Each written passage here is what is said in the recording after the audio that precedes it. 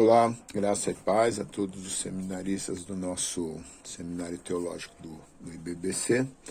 E nós retomamos mais um vídeo aula. Estamos trabalhando a segunda apostila, a matéria é Cristologia. Paramos na página 245, retomamos na página 246.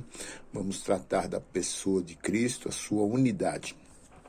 Bem, a importância dessa questão. Se Jesus era plenamente divino e plenamente humano, como definido pelos concílios de Nicéia e Constantinopla, como explicar a coexistência de duas naturezas com atributos contraditórios em sua pessoa? Essa difícil questão também agitou a teologia cristológica no início da Idade Média. A transposição entre o abismo moral e espiritual entre Deus e os homens depende da unidade entre a divindade e a humanidade de Cristo. Embora existam indicações da pluralidade de Deus no Velho Testamento, Jesus sempre se referiu a si mesmo no singular, ou referia-se à unidade entre ele e o Pai. Desvios históricos de interpretação. Nestorianismo, Nestório, patriarca de Constantinopla, dizia que havia duas pessoas distintas em Cristo. Esse pensamento foi condenado como heresia no Concílio de Éfeso em 431 d.C.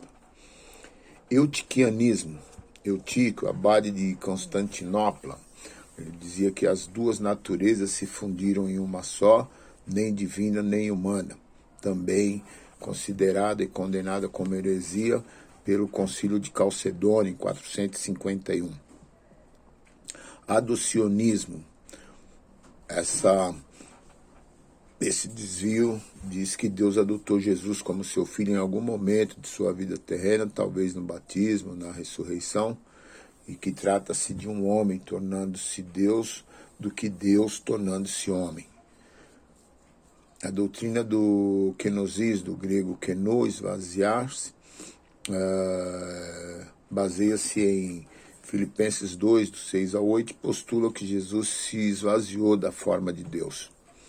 Primeiro, nessa doutrina do kenosis, retendo os atributos éticos de sua divindade, amor, misericórdia, mas abrindo mão dos atributos infinitos, onipotência, onipresença, assumindo qualidades humanas. B. Abrindo mão completamente de sua natureza e autoconsciência divinas. C.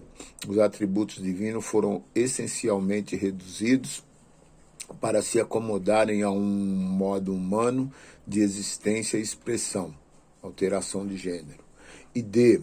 Relativizando seus atributos infinitos enquanto estava sobre a terra, alteração de grau. O significado do auto-esvaziamento de Cristo. A encarnação foi mais uma aquisição de atributos humanos do que uma desistência dos atributos divinos. A palavra usurpação, lá em Filipenses 2,6, do grego arpagmos, pode ser traduzida de duas maneiras. Algo que se possui, que se deve ser mantido a todo custo, algo que se não possui e que deve ser conseguido a todo custo. Em vista dessas possibilidades, três interpretações são possíveis para Filipenses 2, do 6 ao 8. Cristo existia na forma e glória de Deus e possuía status de igualdade com Deus, mas não considerou essa igualdade como algo a ser retido, esvaziando-se, tomando a forma de servo, mesma essência, mesmo status funcional. B. Cristo existia na forma e glória de Deus, mas não possuía a igualdade de status com Deus, porém não considerou essa igualdade com Deus como algo a ser obtido a todo custo, mesma essência, porém diferente status funcional. A ênfase do texto não está sobre do que Jesus se esvaziou, mas como se esvaziou, assumindo a forma de servo.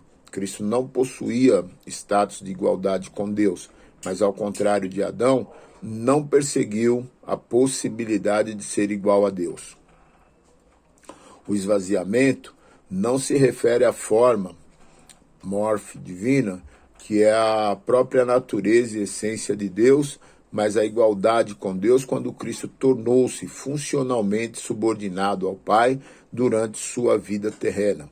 A estrutura gramatical de Filipenses 2, do 6 ao 7, relaciona a expressão forma de servo com a expressão igual a Deus e não com a expressão forma de Deus. Princípios básicos da doutrina da união hipostática. A presença das naturezas divina e humana em Jesus é tratada pela teologia como união hipostática e é explicitamente revelada no Evangelho de João.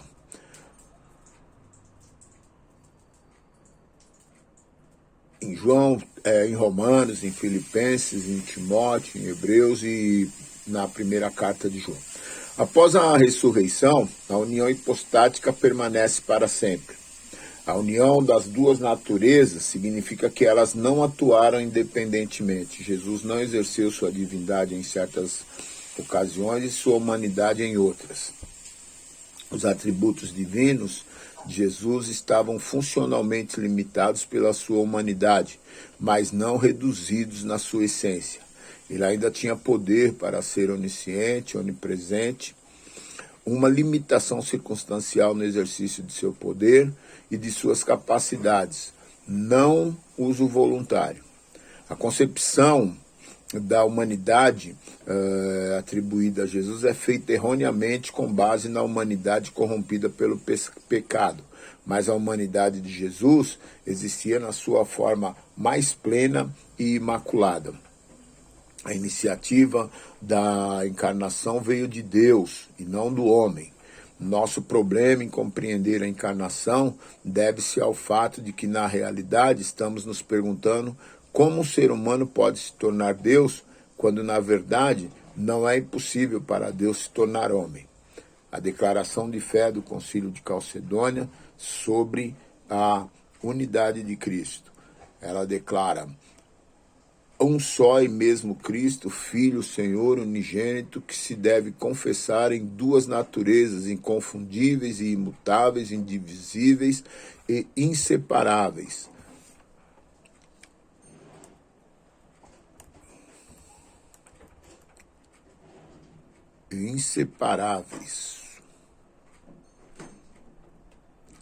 A distinção de naturezas de modo algum é anulada pela união, mas pelo contrário, as propriedades de cada pessoa e natureza permanecem intactas, concorrendo para formar uma só pessoa e subsistência, não dividido ou separado em duas pessoas, mas um só e mesmo Filho unigênito, Verbo, Deus Verbo, Jesus Cristo Senhor, conforme os profetas outrora a seu respeito testemunharam. E o mesmo Jesus Cristo nos ensinou e o credo dos pais nos transmitiu. As 6 heresias básicas acerca da pessoa de Cristo. Ebionismo, diz que Jesus não era Deus. Arianismo, Jesus não era plenamente Deus. Docetismo, Jesus não era humano. Apolinarismo, Jesus não era plenamente humano. Nestorianismo, Jesus era duas pessoas distintas. Eutiquianismo, Jesus possuía uma natureza mista. Heresias, concepção ortodoxa.